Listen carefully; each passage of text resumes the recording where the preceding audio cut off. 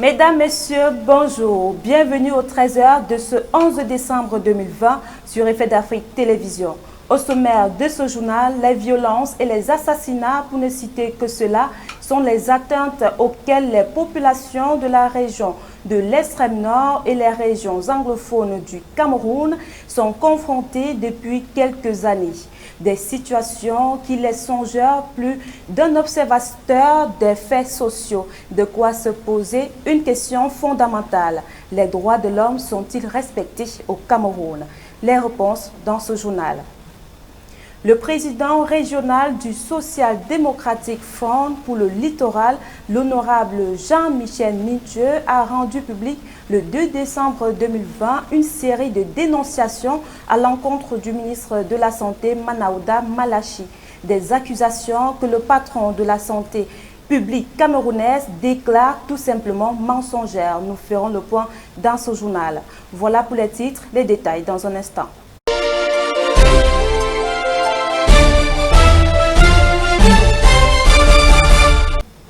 Bonjour une fois de plus. Enseignement secondaire, le professeur Pauline Nalova-Lyonga Osloton. Dans un communiqué signé récemment, elle déploie près de 1000 enseignants du secondaire sur le terrain en leur demandant de se présenter au département des ressources humaines de son département ministériel dans les 14 prochains jours avec des documents justifiant leur situation administrative actuelle. Elle a menacé de prendre des mesures disciplinaires à leur égard si ces recommandations ne sont pas respectées. Il est également à noter que plus de 80% de ces enseignants qui ont abandonné leurs fonctions sont originaires des régions agitées du nord-ouest et du sud-ouest du Cameroun.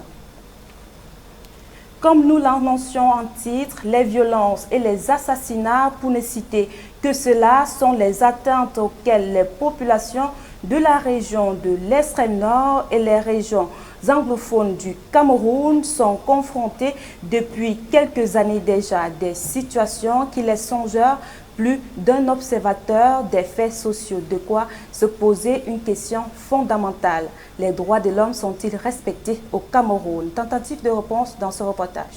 Reconstruire en mieux défendant les droits de l'homme. Un thème fort évocateur qui renvoie aux libertés et les droits fondamentaux inaliénables de l'homme. Les inégalités, l'exclusion, le racisme et la discrimination sont des facteurs les plus répandus dans le monde. Le Cameroun n'est pas épargné. Les atteintes les plus importantes portées aux droits de l'homme dans le pays seraient le tribalisme, les assassinats et autres exactions de Boko Haram dans la région de l'extrême nord et les séparatistes dans les régions anglophones. Des enlèvements, des décapitations, l'immolation des personnes et la destruction des biens par le feu sont les atteintes auxquelles les populations de ces parties du pays sont confrontées depuis quelques années déjà. L'implication des membres des forces de sécurité dans les actes de torture, des détentions arbitraires prolongées, des conditions délétères dans les prisons, les limites à la liberté de mouvement, y compris la détention et le harcèlement des journalistes et les violences à leur égard, sont également un sujet de grande préoccupation dans la société camerounaise. Au regard de ce qui précède, peut-on réellement affirmer que les droits de l'homme sont respectés au pays de Paul Biya? En décembre 2016, les experts de l'Organisation des Nations Unies avaient dénoncé tout recours à la violence contre les manifestants et exprimé à plusieurs reprises leurs préoccupations directement après les violences qui ont eu lieu lors des manifestations dans les régions anglophones le 1er octobre dernier. En ce jour où l'on célèbre la Journée internationale des droits de l'homme, inciter le grand public à promouvoir des actions porteuses au regard de l'être humain sans distinction aucune est au centre des préoccupations.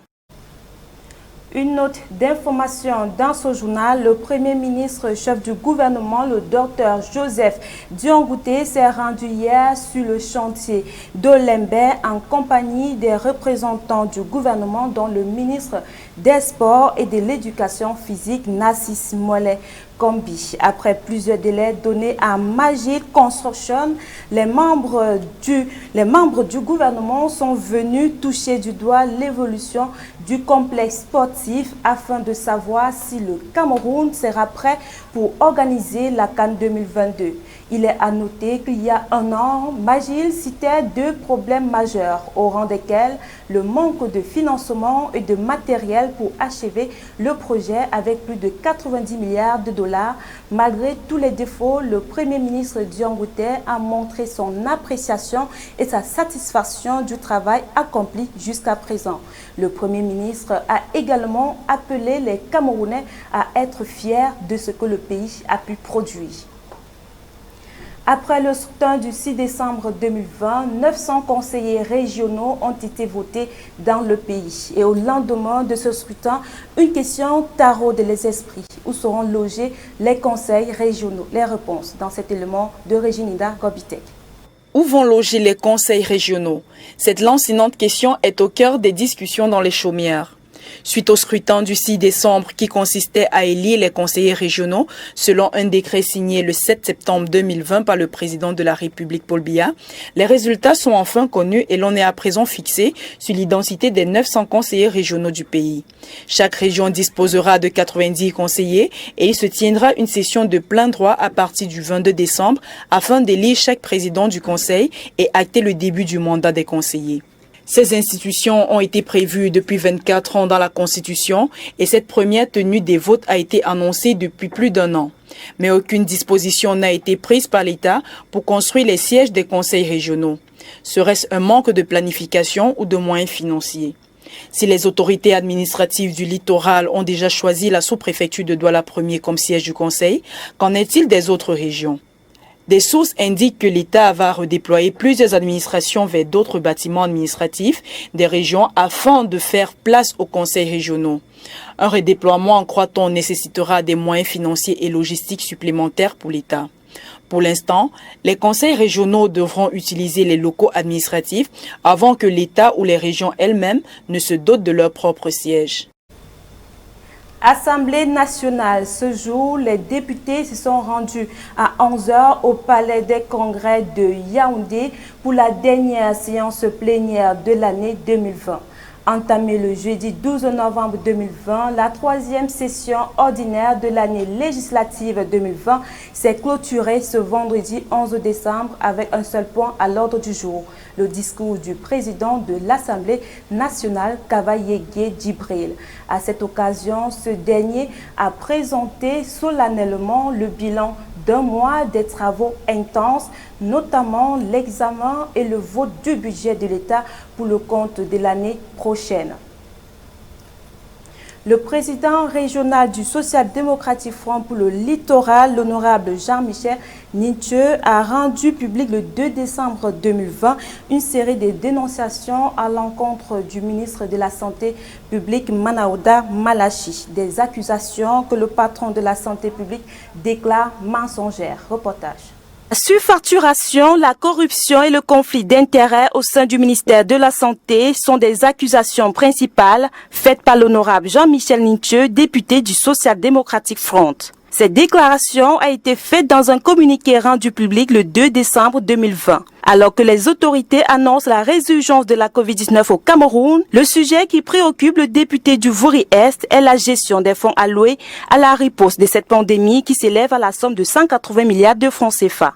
Dans un volumineux texte publié sur les réseaux sociaux, le parlementaire accuse le ministre de la Santé publique Manaouda Malachi de corruption et détournement de fonds publics autour de l'attribution des marchés d'une valeur de 50 milliards 219 millions 477 924 francs CFA. L'honorable Ninche fait notamment remarquer que pour avoir fait un don de 400 sarderies, l'entreprise Oka a bénéficié des marchés de près de 700 millions de francs CFA. Pour lui, un don ne saurait faire l'objet de contreparties car c'est scandaleux. L'opposant interroge par ailleurs la pertinence d'avoir aménagé des hôpitaux secondaires dans les stades plutôt que de renforcer des centres de santé qui pouvaient mieux accueillir les malades de la Covid-19. Cependant, le principal mis en cause, le ministre de la Santé publique, Manaouda Malachi, a battu toutes ces accusations en brèche. Pour le responsable politique, ces allégations sont tout simplement mensongères. Pour preuve, a-t-il indiqué à la presse, la dotation financière spéciale dédiée à la lutte contre le coronavirus n'est tout simplement pas encore opérationnelle.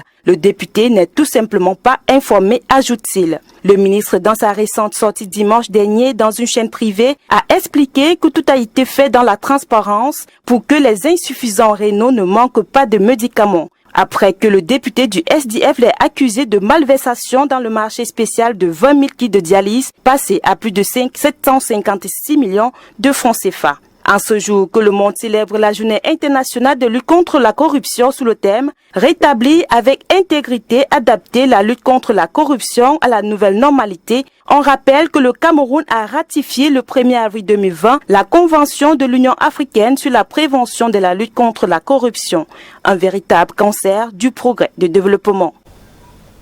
Le 9 décembre dernier, Henri Konan Bédié a mis fin au régime de transition en Côte d'Ivoire, proclamé par l'opposition dont il était le président, et a proposé un dialogue national.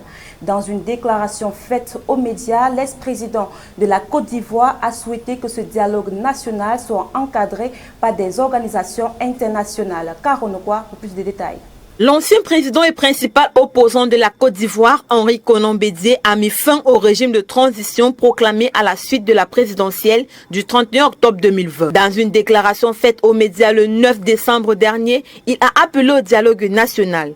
Dans sa déclaration, l'ancien président a proposé urgemment, et ce, en accord avec toute l'opposition, l'organisation d'un dialogue national qui verra la participation de toutes les forces vives de la nation. Cela remplacera évidemment le Conseil national de transition que l'opposition ivoirienne avait initialement proposé. Henri Konan Bédié a dit souhaiter que ce dialogue national, qui devra être encadré par des organisations internationales comme l'ONU, aborde des sujets clés.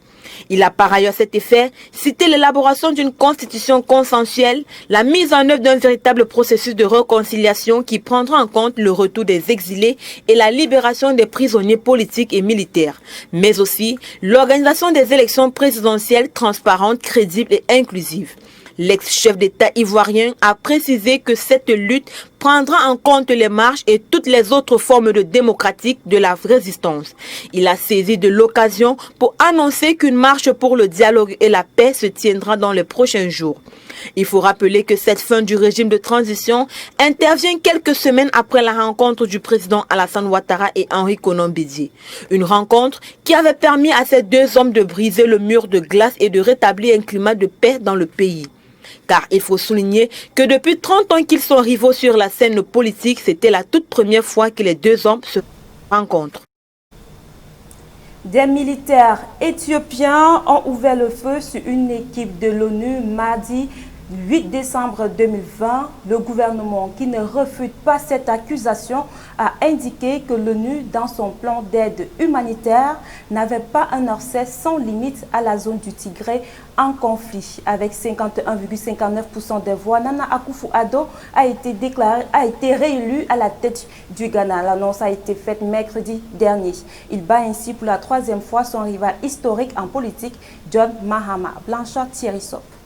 Le président ghanéen Nana Akufo-Addo a été réélu hier face à son rival politique historique, John Mahama, qu'il affrontait pour la troisième fois à l'issue d'un scrutin extrêmement serré. Jean Adokwe Mensa, président de la commission électorale, l'a annoncé dans une vidéo diffusée en direct sur les réseaux sociaux. Nana Akufo-Addo remporte la victoire avec 51,59% des voix contre 47,36% pour son adversaire. La tension était montée d'un cran depuis le jour de vote, occasionnant la mort de 5 personnes dans des incidents isolés dans ce pays érigé en modèle démocratique en Afrique de l'Ouest. John Mahama avait par ailleurs dénoncé mardi des fraudes électorales présumées. Il avait également accusé son rival d'utiliser l'armée pour tronquer le verdict des urnes. En Éthiopie, une équipe de l'ONU a été la cible de tirs des forces pro-gouvernementales mardi dernier. Le pays, qui refuse avoir accordé un accès sans restriction à cette zone en conflit aux Nations Unies, a reconnu que ses militaires avaient tiré sur une équipe de l'organisation. Les Nations Unies et les organisations humanitaires se disaient déjà mardi de plus en plus inquiètes de la situation au Tigré. Le gouvernement a affirmé que les membres de cette équipe ont forcé 2 barrages pour se rendre rapidement dans des zones où ils n'étaient pas censés aller et où il leur avait été demandé de ne pas aller. Au moment où ils allaient franchir le 3e barrage, ils ont essuyé des tirs et ont été arrêtés. Après leur capture, ils ont été relaxés. Au Nigeria, 10 000 personnes sont estimées mortes en détention depuis 2011. C'est ce que le rapport de 67 pages publié mardi dernier par l'Amnesty International. Ce rapport décrit ainsi la double peine que subit la population persécutée par les djihadistes et les personnes âgées confrontées aux violences de Boko Haram. Nous écoutons une fois de plus Carole Nokwa. Selon le rapport publié le 8 décembre dernier par Amnesty International Nigeria, le traitement subi par les personnes âgées dans l'état de Borno s'apparente à des crimes de guerre. Dans une enquête menée par Joanne Mariner, directrice sur les situations de crise à Amnesty International, le traitement subi par les personnes âgées dans l'état de Borno est considéré comme des crimes contre l'humanité. Car lorsque les populations fuyaient leur village, menacées par l'avancée des djihadistes, les personnes âgées qui sont restées sur place dans l'espoir de continuer à cultiver leurs champs afin de se nourrir ont trouvé la mort massacrée chez eux. Toujours dans son rapport de 67 pages, Amnesty International révèle que des hommes et des femmes ont été détenus illégalement dans des conditions inhumaines pour des périodes allant de 4 mois à 5 ans alors qu'ils fuyaient les zones contrôlées par Boko Haram. L'ONG estime que 10 000 personnes sont mortes en détention depuis 2011 dans la caserne de Giwa à Maïdougouri et dans d'autres lieux de détention de l'armée.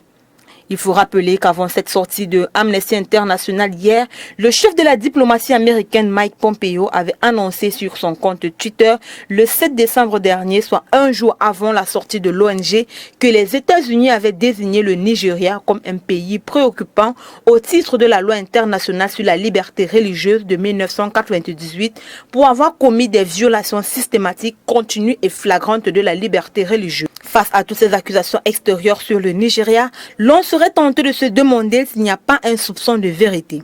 Pour l'heure, le Nigeria, à travers son président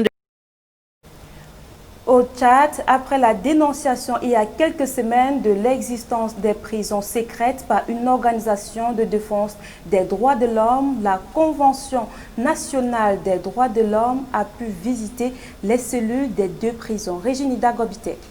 Il y a de cela quelques jours, la Convention tchadienne de défense des droits de l'homme avait annoncé la découverte d'une prison secrète de l'Agence nationale de sécurité.